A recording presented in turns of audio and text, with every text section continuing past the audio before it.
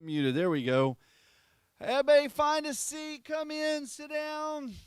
Sit forward so the people coming in late have a place to sit because, that tends to be what happens. Welcome to our last night of missions conference. We're going to have a good time. If you're watching online, we appreciate you being here. But we have our last couple of missionaries for the month of February, the Hoagie's missionaries to Philippines. So y'all come up here and sit here. We're just going to have I've heard people say this is one of the favorite things that we've done is just sit and talk. Because preach here, do this, do that. Do you need help with that seat? I'll hold it still for you. That would be good. I don't want you to. I don't want that on video, okay? That could be bad, It lowers if you want to lower it, but. Oh, hey. Woo. That is too much of a ride now. We're going to be charging for that later. You need to wait in line 2 hours at Disney, so I'm sorry, I didn't mean to say that word. Anyway. Where's the handle? Yours doesn't go down. Yeah, it does, on the right side. It's on your right-hand side. There you go. But you got to be sitting on it, pushing it down. It's a ride. There we go. There we go. See, when you're long legs, you can just, hydraulics, yeah. So tell everybody, how long have y'all been missionaries in the Philippines? Well, do you want to count from when we first went, or do you want to count when we went as a couple? Well, let me ask you this. Were you missionaries when you first went? Yes. Well, then you got to count it. You were a missionary. I was a missionary. I hadn't surrendered at 3, but I would surrender a little bit later. But I went in 1948. 1948. How many of you were alive at that time? Oh, let's not ask that. Because I know a few that were alive, but, not much. So Houston changes. I moved here in 2008 to Cyprus, and it is incredibly different. How many of y'all is incredibly different when y'all moved here? Yeah. I imagine the Philippines are much different since 1948. What's the differences in the Philippines since then? Well, a lot more cars. Okay. Right after the war, a lot of people wore wooden shoes. Bucalot. They're called Bucalot. You can't buy Bucalot anymore. You can carve them, but you can't buy them. Yeah, they're not for sale. And so, we have air-conditioned buses. We have what's called an LRT and an MRT, which is a metro rail transit. What else is new? Television, radio. Television. Oh, boy. Yeah, everybody's got a television. Everybody's got radios. I remember when transistors came. And, boy, it just made a big difference because before you had to have a big, radio with tubes and everything. They were expensive.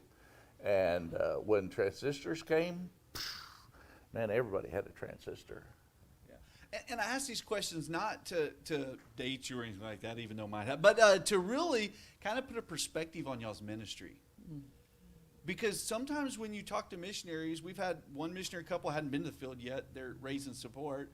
We've had a couple other missionaries that have been there. But by knowing this, like he said, most of us weren't born when Brother Hoagie went to the Philippines as a 3-year-old. And so you've seen a lot of change, a lot of difference, and you got a lot of perspective on that. Now, how old were you when you went I was 10. Okay, I'm not asking your age now, but when you went, you were 10. Okay. Yes. When you get this old, it doesn't matter.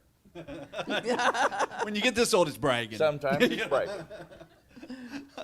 So you went when you were 10 with your parents, the Woosleys going to there. And how did you feel going as a 10-year-old? I was excited because we had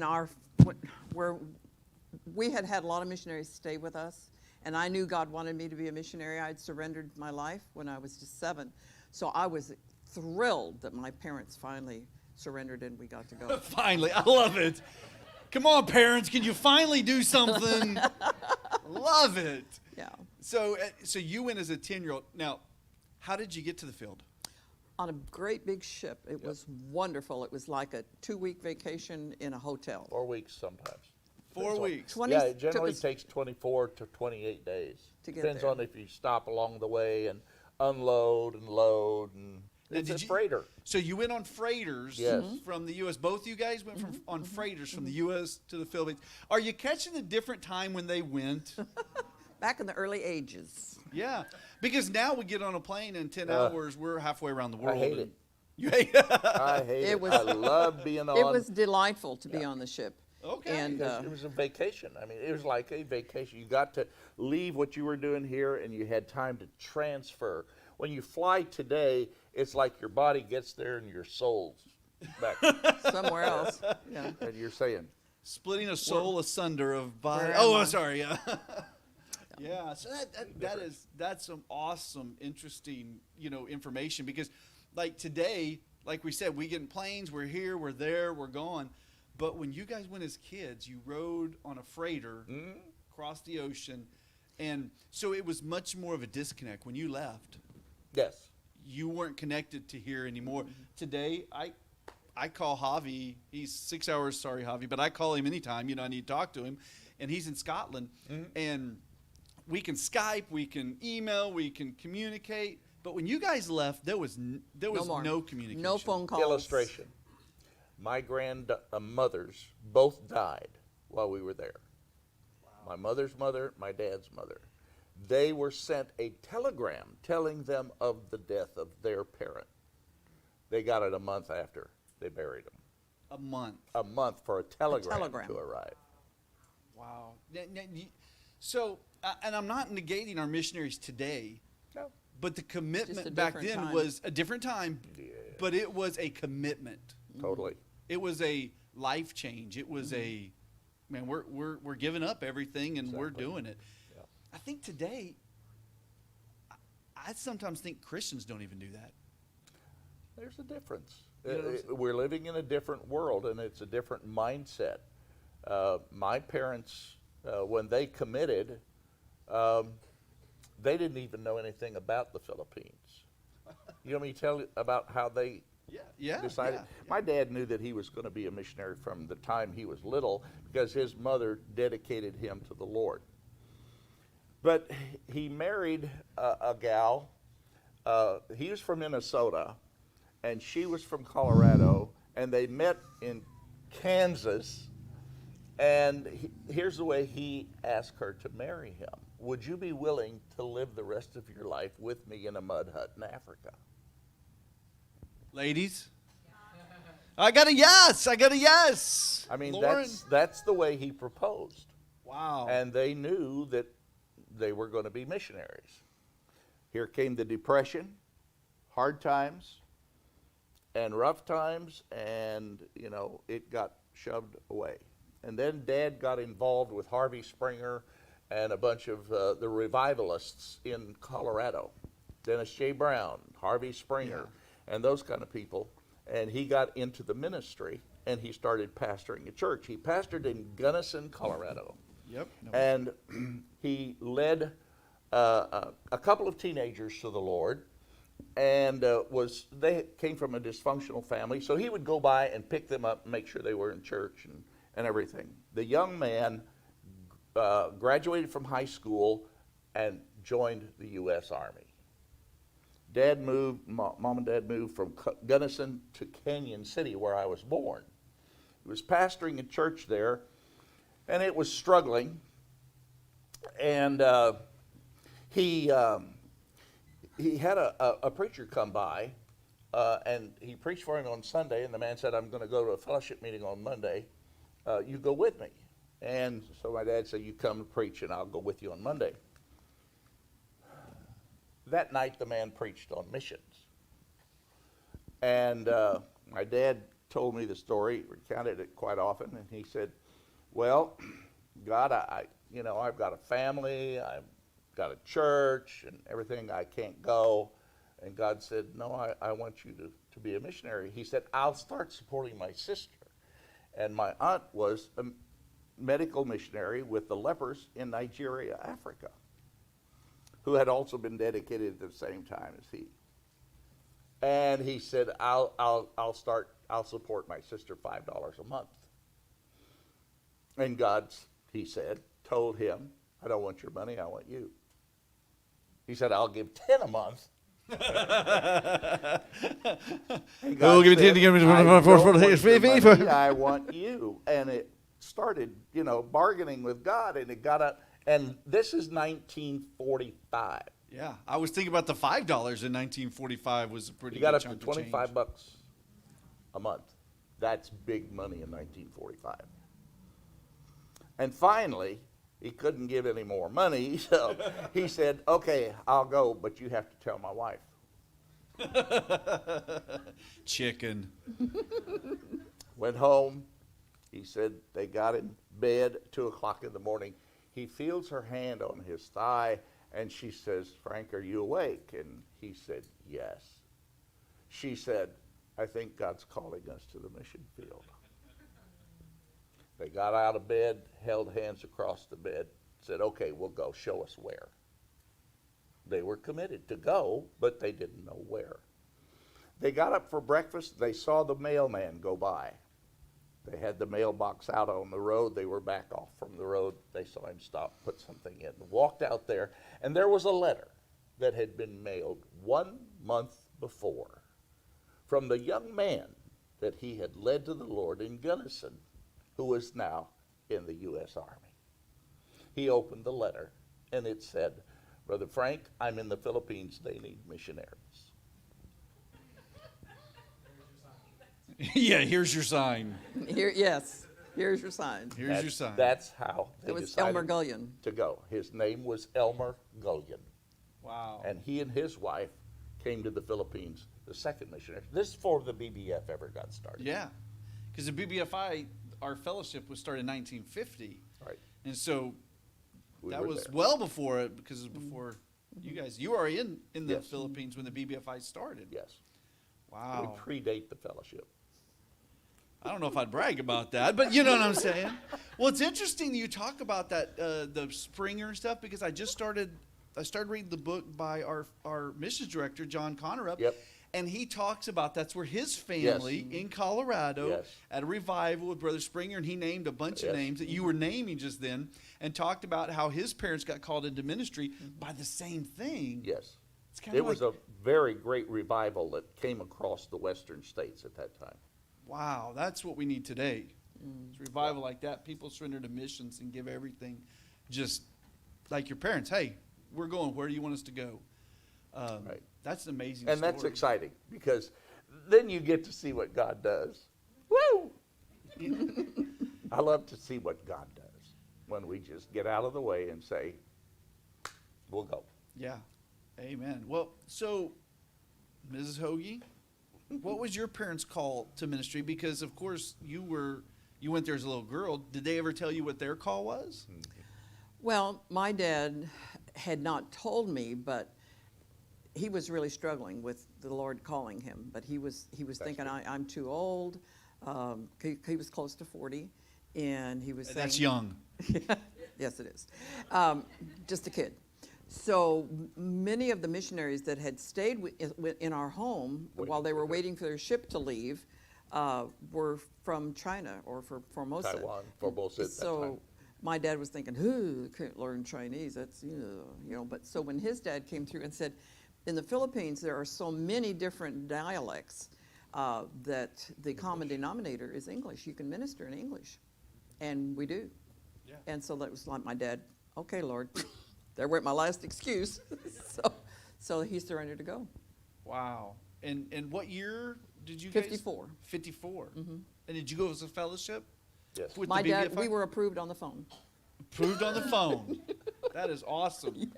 Saved a lot of travel expenses It and did. stuff like that. Yeah. Yes. That is really cool because here we are tying our fellowship into missions. And that's what our fellowship is really focused on is missions. It was. And it Is. should be. Yep. Hopefully it is, but it should be. Yeah. Because like I said this morning, missions is not for us. It doesn't benefit me Exactly. whatsoever. And that really reveals our heart. But so tell me, well, I tell you what, let's keep going this. Tell your story about the tribe. We haven't got to that You yet. have to sit down. Oh, okay. I will sit down. Let's You want me to watch sit it. down? No. It might be knife play. I'm okay with that.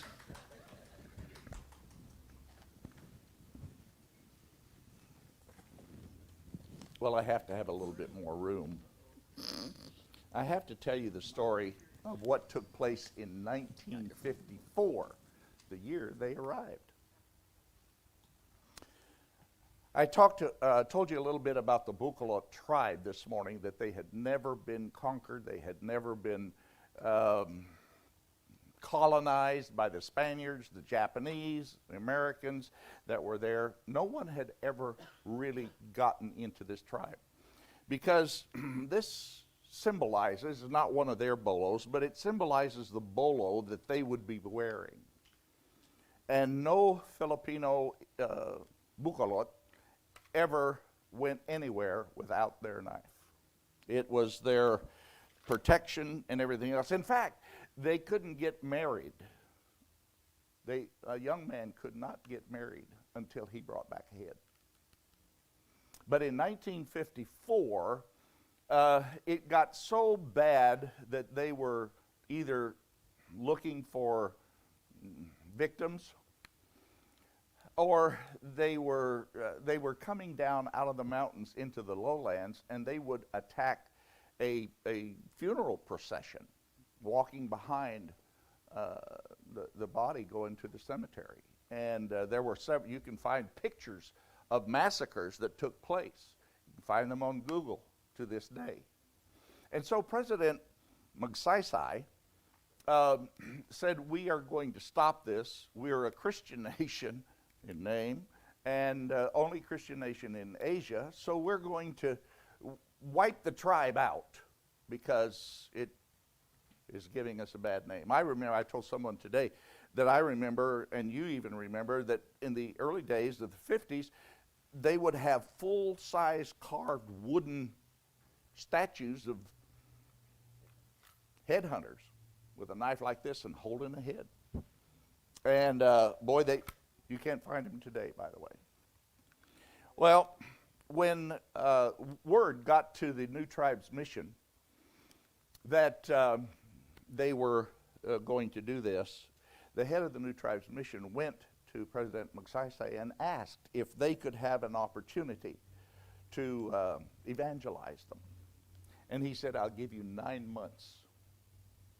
So he goes back to the New Tribe missionaries that are there, both Americans and foreigners and Filipinos.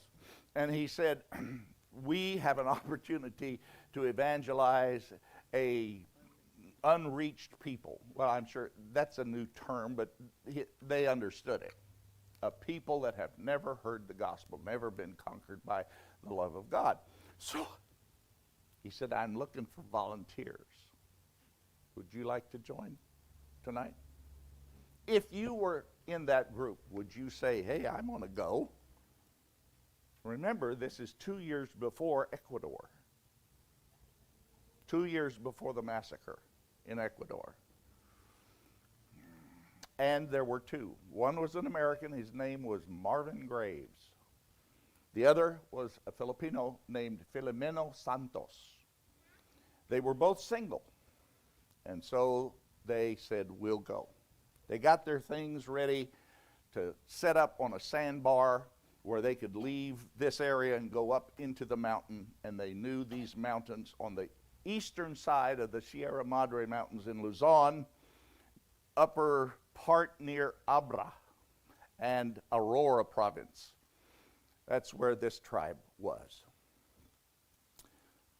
They set up their camp, and every day from the camp, they would make their way up into the mountains, walk the trails, and look for the Bucalot.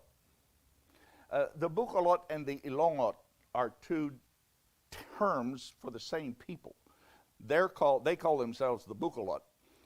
The Ilongot is what they were called by outsiders, because that means shadows in the forest. And they walked and they looked and they walked and they looked. And evening would come and they would go back down and they would stay in their tents along the side of the river. Next morning they would get ready, and with a little bit of food they would walk and they would look and they would walk and they would look, and they never, ever saw one. Never. One day when they were up and the sun was going down on the west, there on the eastern side of the mountain, night comes quickly, they were getting ready to go down, and they couldn't find the trail down the mountain. Brad, where's the trail? I don't know.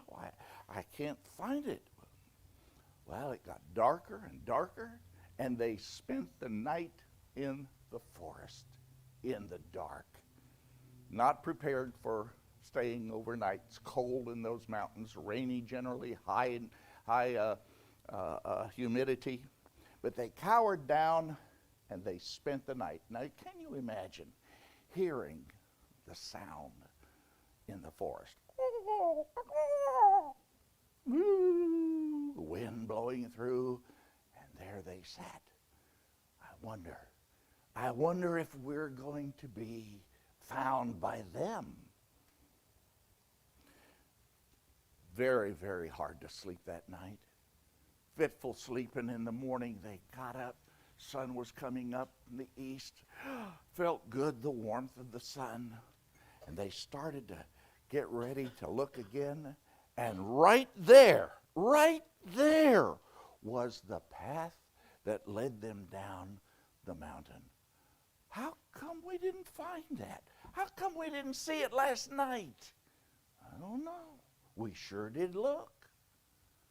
They got down, got ready to do what they did every day. Back up into the mountain they went. And they walked and they looked, and they never saw one for about a week. And in about a week, as they were walking along, all of a sudden, out of the forest steps a man, bare-chested, just with a loincloth, with a little hat on the back of his head with boar tusks on each side. And he's got a spear, and he's got a bow and arrow, and he's got his bolo right by his side. And he says, in a language that they could understand, he said, "Why are you here?" And they said, "We're here to tell you about a God who loves you." He backed up a little bit. And he said, "I want to know more about this God. Come to my house. I will protect you." Because there, if you go into their house, the man is responsible for your life. They went in. They stayed with him. They began to tell him the story of creation and bring him down through the Old Testament. And finally, after several days of telling the story of God's love, they presented Jesus Christ, and he got saved. He was the first Bucalot who ever trusted Jesus Christ as his personal Savior. Well, this was tough. It was different for these Bucalot, because they would come by and they would say, "Hey, let your friend come out. Let your friends come. We want to meet them." But if they left the house, they were in danger. It was so tough there that young people had to be so trained in the use of bows and arrows and spears that before a young man could even get married, the young lady he wanted to marry would take a bamboo. I don't know, we sometimes see bamboo that's like this for a fishing pole, but we have bamboo in the Philippines that's this big around. And they would take a bamboo, and the young lady would stand over here with the bamboo open-ended under her arm, and the young man would stand over here, and he would have to put an arrow right through that bamboo before he could get married. They were looking for commitment that he could take care of his wife. And as I said, of course, before it would ever happen, he would have to bring back either a head or a finger or some part of the body. They said that they would take their small children, especially boys there, they would put the boy's hand on the bolo, and the father would place his hand over them, and with parts of human bodies, they would imprint the ability to chop human flesh.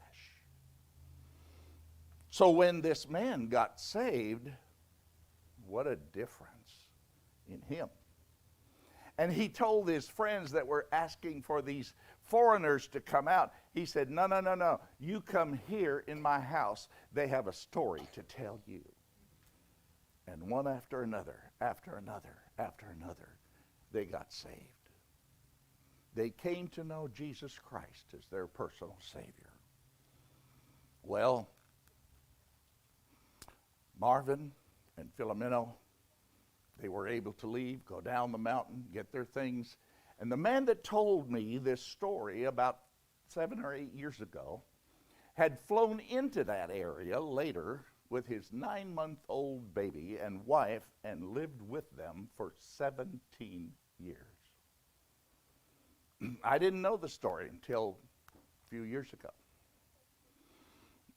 Uniquely, the crazy missionaries that came said, why don't we try to get these villages that used to fight each other, get them to make peace? But no one ever took his bolo off of his hip. No one.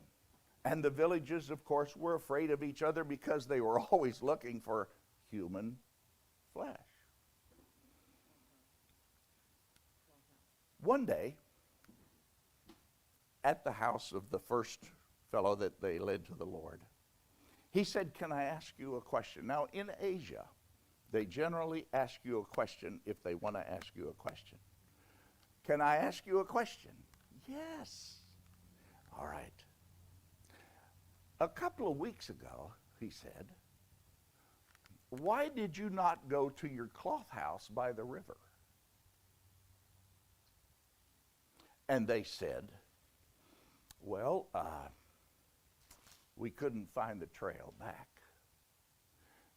That would be like a wife saying to her husband who didn't come back from Walmart, why didn't you come home last night? Well, I didn't find my way back home. I couldn't find the road. That's it. Not an acceptable answer. It did not equate in the mind of this Bucalot.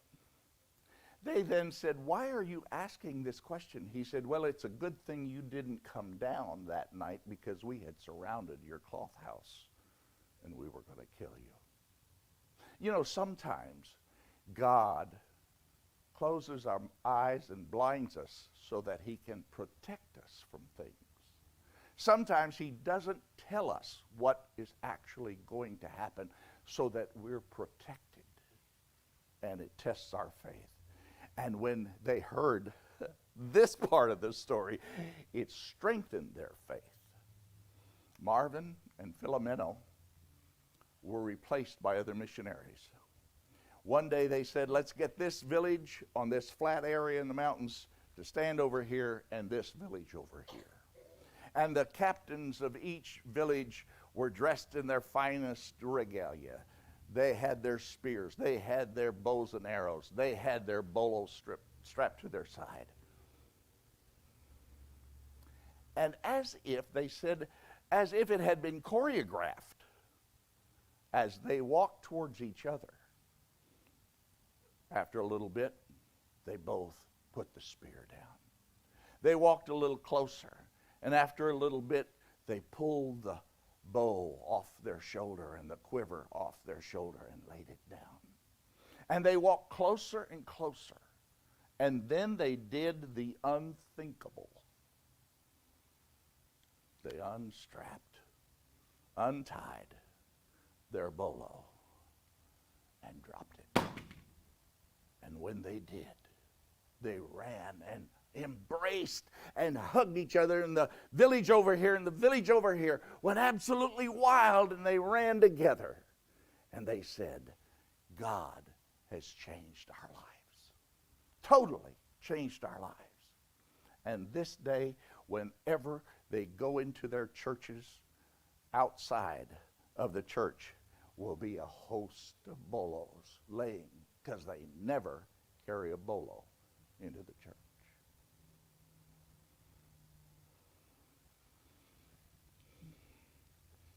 This story was told to me by a man whose children had been raised there. They are now missionaries to other tribes throughout the Philippines.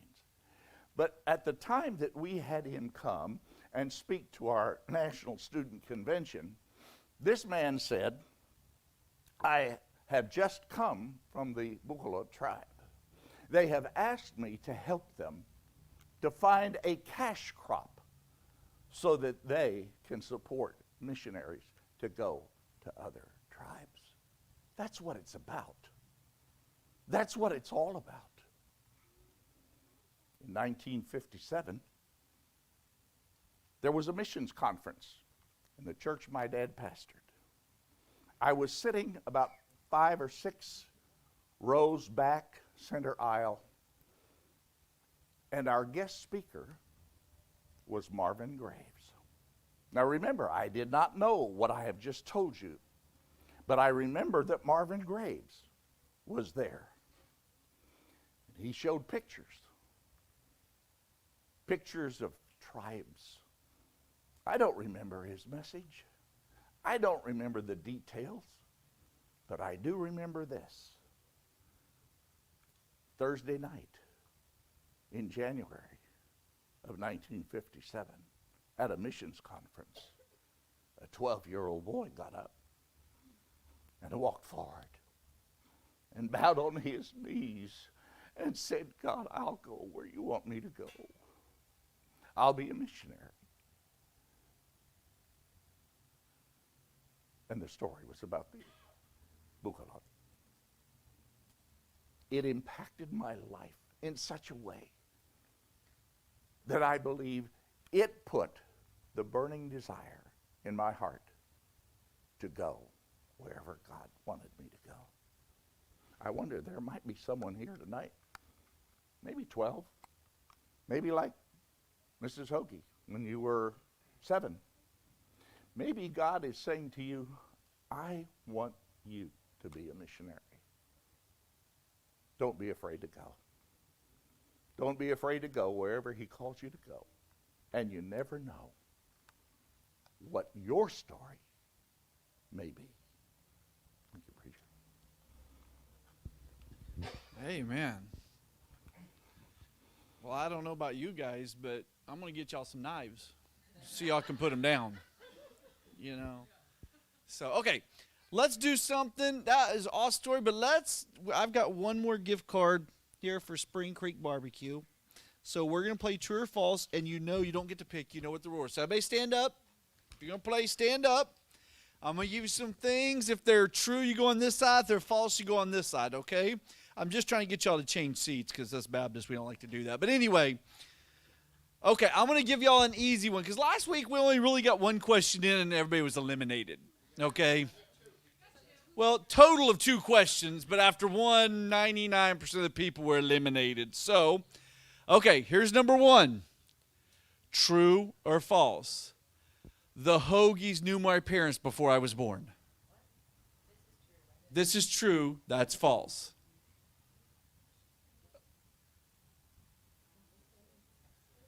Okay. Uh-oh. Listen to your wife. Oh. Excuse me. Okay, we all come back up here because y'all are going to reveal this stuff is true or false or not. Okay. So, did you know my parents before I was born? Yes. That's true. So you're all in it. You've made it farther than you did last week, except for Talon and Taylor, wherever Taylor's at. Okay. I'm going to give you some questions that maybe if you listen today, that maybe you heard the answer to.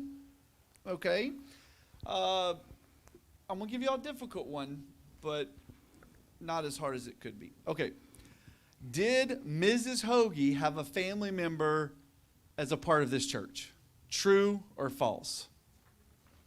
Did Mrs. Hoagie have a family member that was a part of this church? True or false? Is anybody going to move? Remember, Everybody that's won has been the only one to go the other side. But, okay, Ms. Hoagie, is that true or false? That's true. True. And who was it? My brother was the pastor of this church. He pastored this church, so you should know that. Bob Woosley was the second pastor of this church. Okay, now we're going to start getting some good questions. Okay. Boy, I've asked a lot of these. We've talked about a lot of these. True or false? Brother Hoagie lost his wedding ring playing basketball. Brother Hoagie lost his wedding ring playing basketball. True or false? We're having a migration here. Okay.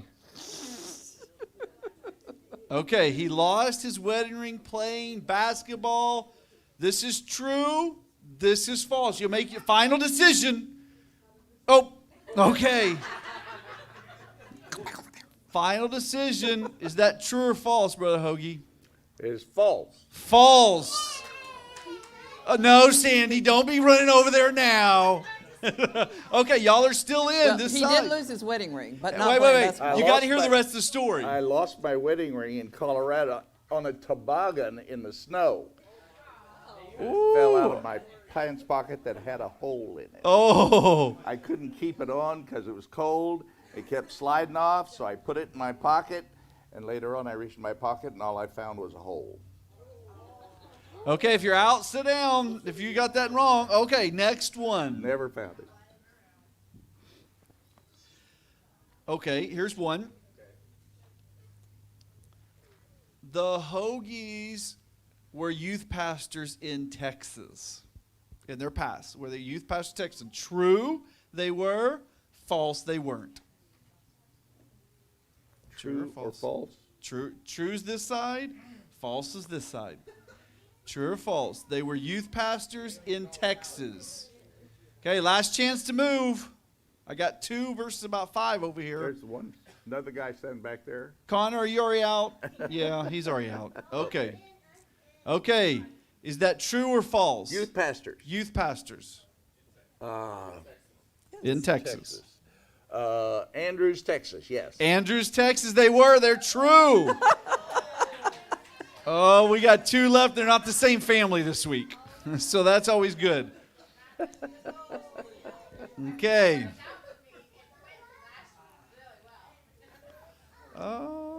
Okay. Here's one you should have heard. No helping from the audience. No helping from the audience. Okay. True or false? Brother Hoagie learned to print, like printing books and stuff in high school. True or false? True's over here. False is over there. Is that your final decision? Is it really true, Betty? Is that why you went farther that way? It's like, it's super true. So I got to go all the way over there. Brother Hoagie, is that true or false? That is true. That is true. Talon, you didn't win last week. Bailey, I'll just keep this for you. Don't let him do that. Okay. We'll go with you later. Trey, she buys next time, okay? Trey, she's buying. Don't let her do that. Okay, we got a lot of questions people turned in. I'm going to ask you some questions that they had turned in just this month. Okay. Some apply, some I kind of try and make sure if they apply or not, I read them first. But sure. Okay, here we go.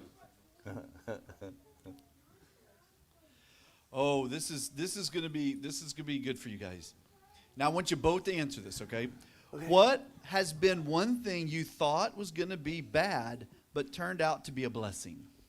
And about missions and missions work. What's one thing you thought was gonna be bad but turned out to be a blessing? One thing. Just one thing. Yeah, they only asked for one. You gotta narrow it down. Oh my. Thought it was going to be bad, and it turned out to be good. Okay, I have one. Go for Okay. it. I had a friend in the Dallas-Fort Worth area who was a mechanic with a Ford Lincoln dealership. We came back on furlough. And I thought, well, JC can help me buy a car. Because he, had some cars that he had bought very reasonably. He was a good mechanic. He kept them up. So I asked him, and I said, can you help me buy a car? He said, nope. He said, but I have one you can use. It was a Lincoln town car with the suicide doors, 68 model. You remember them? Oh, it was gorgeous. Oh, it was so nice. But it didn't help me get a lot of support because Here comes the missionary Must be rolling on nice. the Lincoln town Missionary. car. But one day, I was driving the car, and we had been on deputation visiting churches. And I was back in Springfield, and he called, and he said, hate to call you this late at night because I was in bed. He said, but I need you to come and bring the car back. I sold it. Great. I said, well, find me another one that I can buy this time. You've been so gracious to me. So we drove it down, and we went to his house. And I said, well, did you find me a car I can buy? He said, nope. He said, but I'm going to trade you another Lincoln. He was a Lincoln man. And it was maroon, and it had I had a white leather top and white leather seats. Now that one did cost me support, almost. We were enjoying going from church to church and telling that God had provided us with this kind of a car. And that was when something that was bad, he took this one away and he gave me a nicer one. Wow. Okay, Ms. Hoagie, what was yours? You got time to think while I was talking. I know you weren't listening, but anyway, you know. I have a hard time coming up with something that I thought was going to be bad, because I was very excited about going to the mission field, but I was fearful of homeschooling. I thought, not. No, wait, when you were the teacher, you were the student? When I was the teacher. Oh, okay. So were your kids. So, yeah, I was pretty nervous about that. But through the years, God has used that to, it has grown into just something that's incredible. Yes. And now, in the Philippines, That- you run a school. now She I'm runs the- a school, and she's I'm kind of the mom of 420 of them. So she went from just 3 to 400. That's some growth right there. Yeah, We it need was- you to pray over our church for that kind of growth, you know. It's been amazing, really, to see what God has done. And sometimes when you look back, you're thinking, what? Because it's just pretty incredible what the Lord has done. So our 3 kids all graduated from schools that we were, the first 2 in Cavite, where his mom and dad were and where he was, and then the youngest one in Metro Manila, where we are now. Okay. I had another That school is, I was telling pastors why, that school is, on March 7th, will celebrate their 30th foundation week. I'm thinking, whoa, 30 years. I'm pretty old. Well, no. You're vintage. Okay, Vintage. there you go. You're not old. Vintage. Vintage. God, hey, that's a good line. Or you could say, well, you know, or you could say you're a classic. There you go. Now, you know. That works. Well, that's true. Okay, so here's another question that we had turned in. What's the best thing about being a missionary? Seeing God do miracles, just unexpected things that just, you know it was God. Yeah. I think, as an example, one of the girls that came and took the training for, to be a blessed teacher, which you've heard us talk about blessed, the materials back there, she came and took the training because her pastor told her to, and she said, I just came because my pastor told me to come, and she said, I don't even like kids. So I thought, well, this is going to be unique. So she went back, and in her church, they did a blessed run, which is a 20-week thing. And then she said, I want to go someplace that's really hard. I think, I don't believe I'd have asked for that. But she did. And God sent her to a Muslim area. And the stories that she told of actual miracles that God did that you don't commonly see. Kids coming to school with their mouth all swollen because of an abscessed tooth or something, and they prayed, and the next day it was gone. And just amazing things, because when God needs to show off That's right. and show his power, he does it. That's right. And it's amazing to see that happen, where people can't say, tell me more about your God. Yeah, exactly. Yeah. So you have the same. Can you want to add anything to that, Brother Hoagie? No, I'll let her story stand. Okay. So she told the truth. I'm proud of that. Yes, she did. I didn't know if there was gonna be some, I have- revisionist history, but I have some pictures of this gal carrying AK-47s and stuff like that, because they said, "We trust you here. You can." The area that she went was a place where they were not able to get public school teachers to go. Yeah, they wouldn't even go. They were afraid. She goes, I'll go. I'll go. Okay, now we have some people in our church that just, trying to put you on the spot. I'm not making this up. Okay. What's your favorite child? Which child is your favorite? Oh, my goodness. Yeah, I have two boys and a girl, and I'm very, very close to my daughter. I would not say she's my favorite, but You're close. That's I'm a diplomatic. very close. That's a my good daughter. diplomatic way. Yeah, somebody's trying to do. They were trying to provoke something here. Okay, I'll let that one go. Well, we've talked about that one. A lot of these are similar, so I'm not just getting rid of the things, but what was the biggest blessing you've had, which we've already kind of asked. Okay, when your kids, and this is past tense, but when your kids got sick, what makes it harder to deal with them when you were traveling or on the foreign field? When you dealt with sickness with your kids, how did you deal with that? Philip. He was little. Remember? Actually, our firstborn was just, I don't even remember how old he was, but he went through a series of times where he had diarrhea, and we couldn't get him past that. And we began to ask the Lord to give us direction. And he sent me to a pediatrician in Metro Manila who had a lot of American patients. And he said, I think your son has, and he named off this thing that was common with Americans or foreigners in the Philippines, or Caucasians. And he gave us the right medication, and God healed him. Awesome. So sometimes missionaries find that there is not good medical assistance. In the Philippines, we do have excellent medical care. But that was a unique situation, and we needed the right doctor who knew that, because we had doctors in our church, but nobody could figure it out. Yeah, well, that's awesome. Okay, let's see. Anybody here have a question tonight? Anybody here? Okay, Brian? Is there any competition from other religions that are trying to convert? Competition? Is there competition from other religions? Absolutely. I mean, the Mormons are there, the Jehovah's Witnesses are there, and I consider them. Seventh-day Adventists. Well, yes, the Seventh-day Adventists are there. They have large hospitals and schools strategically placed throughout the Philippines. So, by and large, we don't have to do a lot of comparing, because all we have to do is ask these other faiths or other religions if they have salvation by grace through faith, or if they have salvation by works. And that pretty well answers the questions, because that sets us apart. Absolutely. Who else has a question? Here. Okay, Talon? Where'd I get the knife?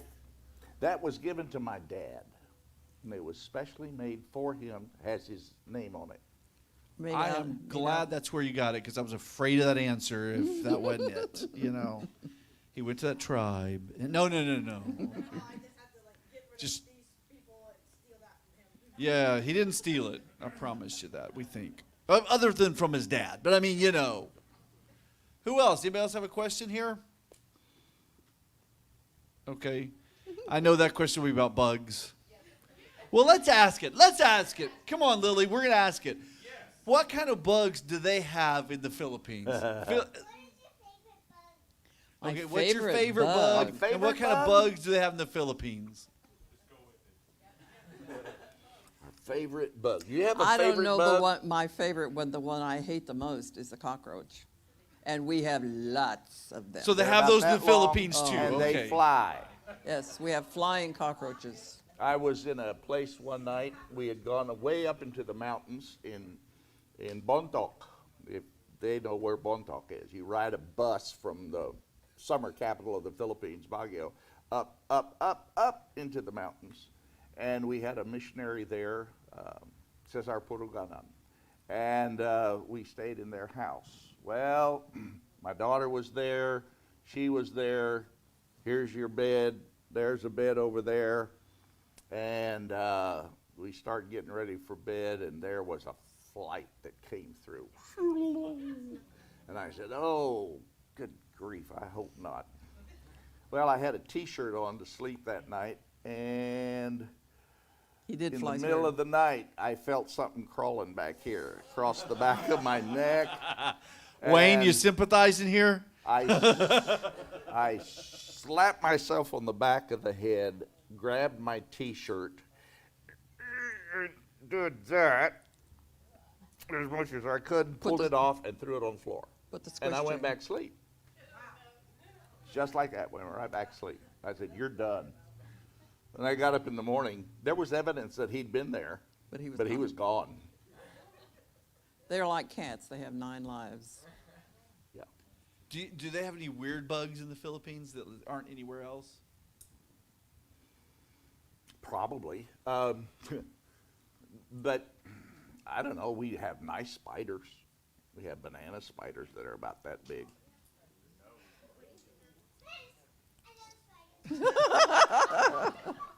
I'll tell you what we were when we after our church burned in 1984, and God gave us another beautiful home to live in. But there was a trench or something all the way around the house. Well, the roaches had nested in there, and our daughter was just. She just screamed bloody murder. I mean, you'd hear her in the shower, and you'd hear this. Like, oh well, there's a roach in there. So we were told, and those of you who live here in Texas might need to know this. They said you pour kerosene around the drain, and it makes the pipe slippery, and they can't climb up. It works. Then when they come up, you take a match and you, oh, I'm sorry. Don't do that. Don't do that. Low torch. Don't do that. Blow torch. Yeah, that's how you get rid of roaches in the Philippines. That's you it. know? Oh my word. Yeah, that's Lily. We got you a bug question, okay? Yeah. Lily's about to get baptized, aren't you, Oh, Lily? good. Wonderful. And How- it's gonna trust me not to drown her, right? Oh, yeah. Yes. Yeah. Okay, anybody else have a question? Not about bugs? Wayne has some sympathy for you in the back there. A couple weeks ago, a lizard, well, he was dancing, okay? 2 weeks ago, his wife was showing us what that looked like after church, and so people thought we were charismatic or something, yeah. but, yeah, see, okay, any other questions? We have lizards that live in our house. They're about this long, and they're our friends. They live around the lights, and they eat the bugs that fly near the light. So they're our friends. You don't, but if you ever get one and hold it by the tail, it'll drop its tail and leave. run off. The funniest thing that I saw ever happen Oh, here we go. with a lizard was one day my dad was preaching, and our associate pastor, Filipino, was sitting on the front row, and one of those lizards crawled up his pant leg. Talk about dancing.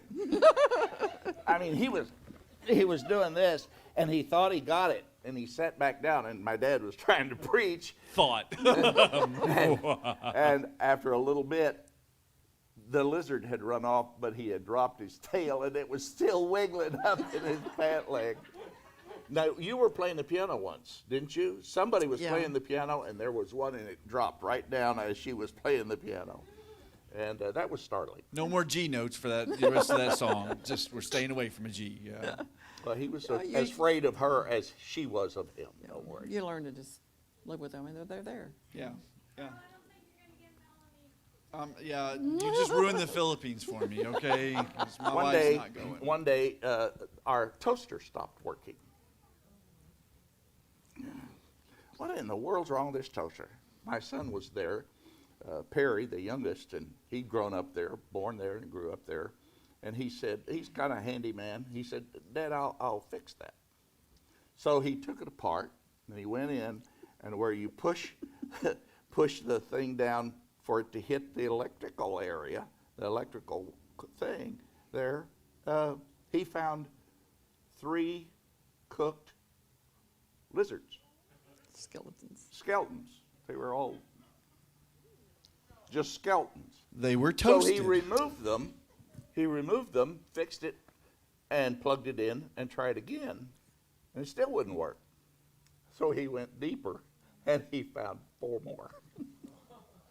They had loved the warmth, Of the toaster. and they met their demise. They were toasted. They were toasty. They were toasted.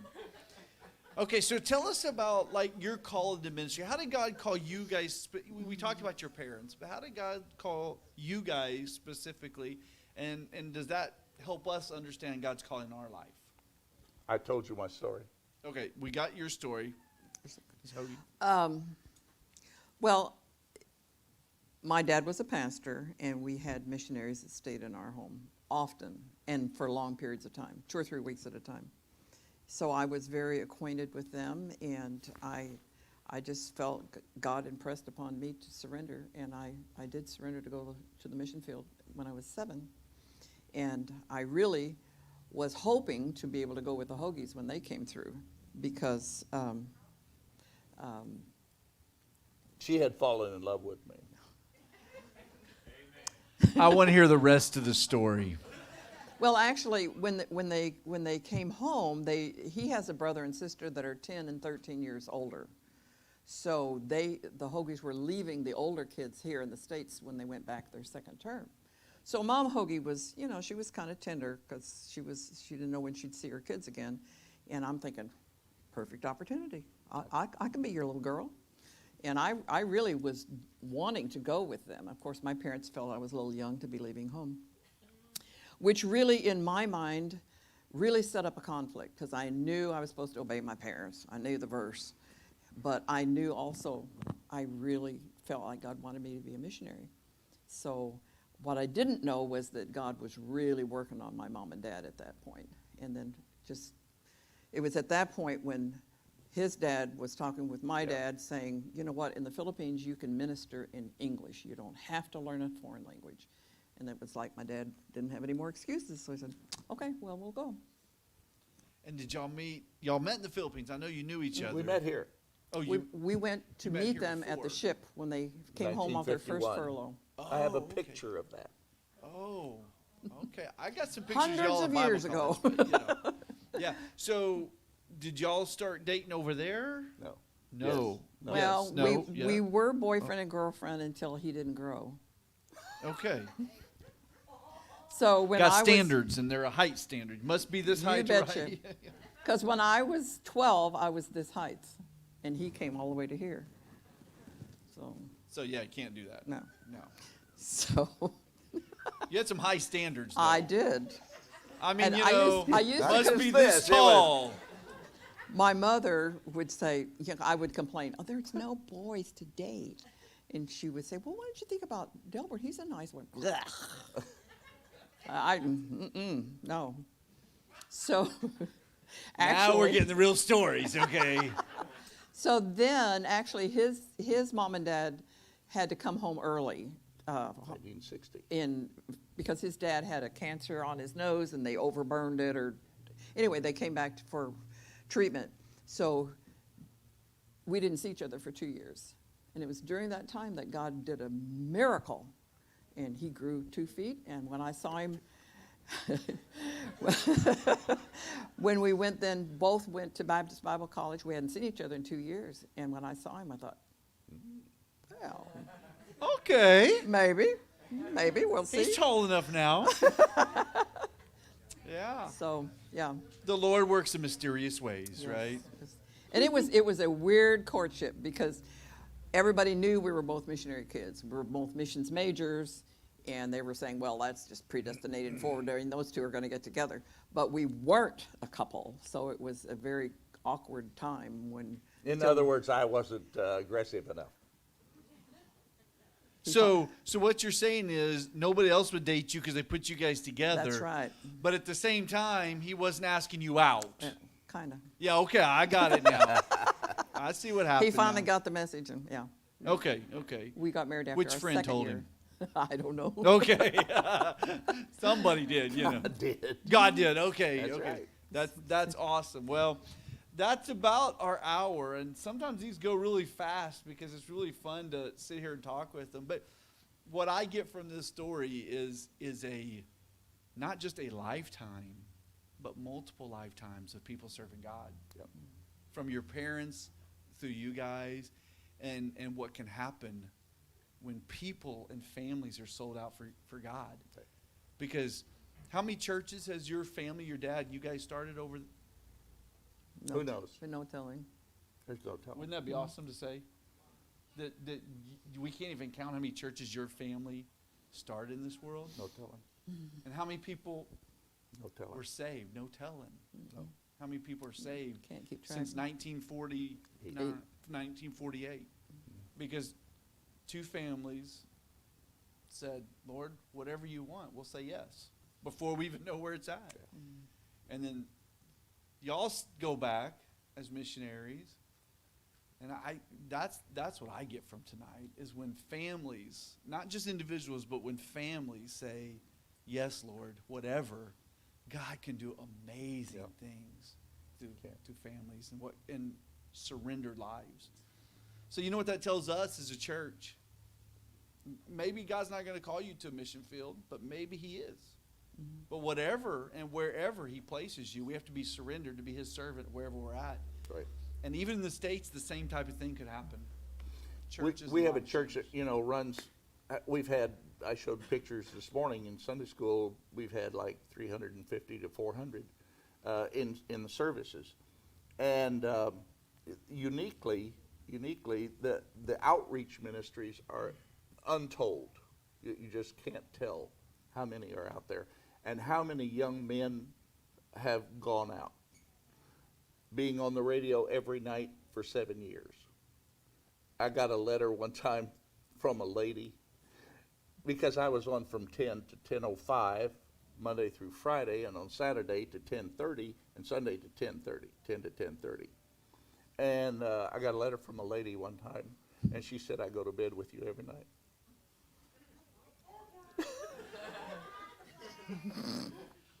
So you never with him know. on the radio.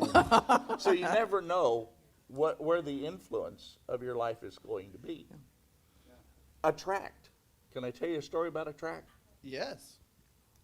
A gospel tract in the Philippines in the early days was amazing, because you could drive down the road on the highway and throw gospel tracts out the window, and they would lay in the roads, and people would run out to get them and read them.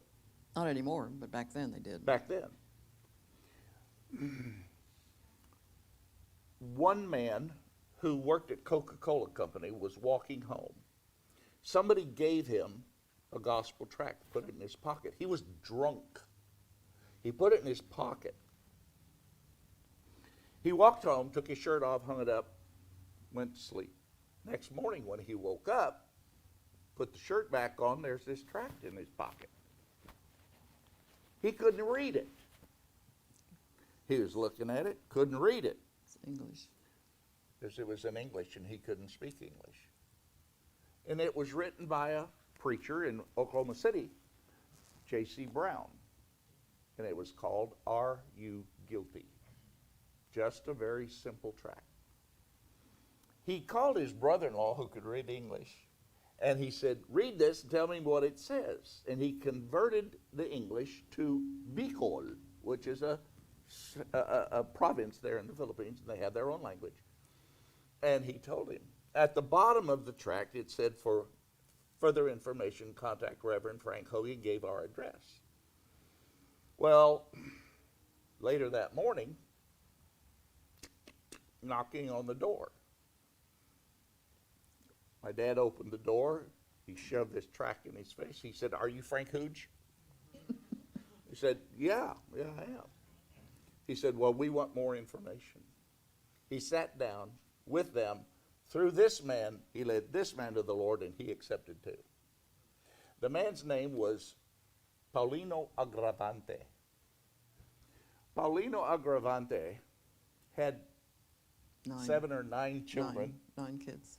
And he just began to be a sponge. And he started coming Sunday morning, Sunday night, Wednesday night, Sunday morning, Sunday night, Wednesday night. And then he stopped coming Wednesday night. Then he stopped coming Sunday night. And I remember as a boy going with my dad, walking back in to where they lived. And when you approach the house, you announce that you're there, that you're present. And you say, "Tao po." That means there's a person out here. Tao po. And they peeked out the window, and you could hear them scrambling around and straightening the house up and everything. We went in, sat down, began to talk. My dad asked him, he said, first he said, "Why are you here, Pastor?" And he said, I just wanted to know because I've been missing you a lot in church. And I thought that, you were coming faithfully Sunday morning, Sunday night. And by this time, he had picked up English. And this is one of the things that a lot of times, them coming and attending a church where we speak English, they start picking it up. English. I mean, Brother Mel Montefalcon, you know him. And he's now one of our preachers. He was a young man, came with flip-flops on and short pants and just a T-shirt. And now he's a lay preacher. And Brother Agravante looked at my dad and said, "Well, sir, you did not do anything. You did not offend us. But I just, every time I would come to church and I would hear the gospel, I could not help but think about people from my province and my place and my family that had never heard this message." And it wasn't long before their kids and all their belongings were in the back of our Ford station wagon. Some of you remember a station wagon. And we were taking them to the train station to Tutuban, and we put them on the train, and they left. And he went back to his place. And he started a church in Iriga, in the Bicol. And at that time, something that I mentioned earlier happened. The transistor was discovered or developed. And radio took off. Radio stations became very cheap. And he could get on for half an hour for $1. $1 bought a half-hour radio broadcast. And he began daily broadcasts in that area. From him preaching and teaching and then starting his church and going out. And this is a very Catholic area. Mm. My brother-in-law, Lloyd Baker, Boyd Lyons, and I walked 5 days in the Bicol region, in that area, and we ordained 5 pastors in their churches. And it was because of one man who wrote a tract and a missionary who printed it and distributed it, and a drunk, got it in his pocket.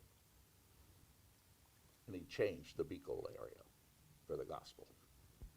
Couldn't y'all just sit and hear these stories all night? I mean, these are awesome. I just feel like, well, we got to stop sometime, and, but I really appreciate you guys being here with us to end our missions month. And I just want the people to know that what you do is not insignificant. And how you touch a person's life, you never know where it's going to end up. You never know.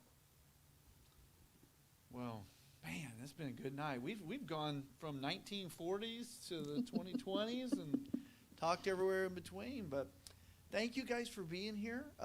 They're going to be here for a few more minutes. You guys here want to come talk to them, ask them more questions you didn't get asked, you're welcome to do that.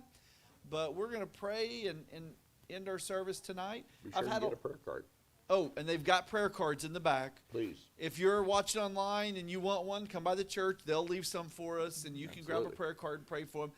You know where prayer cards go, don't you? On the refrigerator. On the refrigerator. You know why? Because that's where you go the most. You know what I'm saying? And you Yeah, see that's them, true. and you're thinking, I would love some ice cream, but I love the hoagies too. I need to pray for them, okay? You know what a lot of times we say? We walk to the refrigerator and we say, now why did I come here? It must It must be the missionary. It must be to pray for a missionary. That's got to be it. So make sure and get a prayer card and pray for them. And like I said, they'll be here for a few more minutes. You can come and talk to them. But we appreciate, guys. If you didn't get a Faith Promise card, there's some in the back. Please get one, fill it out, turn it in. And then the next couple weeks, we'll talk about that. This week, we will let everybody know what services are going to be like next week, okay? So check our Facebook page, everything like that, and we will let everybody know. I didn't want to do it tonight. This is about missions, but we will be announcing that, how we're going to continue this next week and stuff. So look for that, and we pray that everybody will be here next Sunday ready to worship God and do that. Let's go to the Lord in prayer. Lord God, thank you for this day.